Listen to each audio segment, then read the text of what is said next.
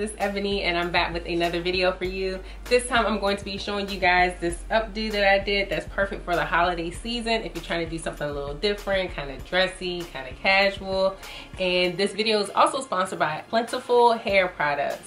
I am still using their products. This wash and go is actually a second day wash and go using their same products that I used before. But yeah, I just went ahead and used the styler that is specific for curly and kinky hair types because it's super thick and has a lot of definition.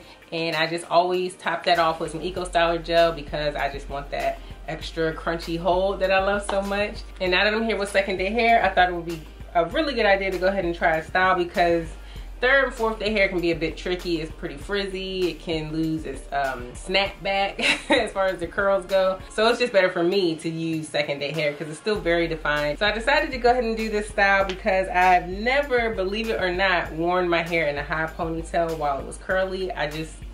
I don't know, I just didn't think the lengths were right, but I think I'm finally at a stage in my hair growth where it all kind of is matching finally. Because you know, you have some curl patterns on some parts of your hair that's tighter than the others, but I think everything is starting to catch up now. So I was like, why don't I finally try a curly style on camera? So I thought this would be a great video for you guys. I know some other people even asked me as well, you know, could I do some updo videos? So I'm starting out a little bit easy this time because it's my first one.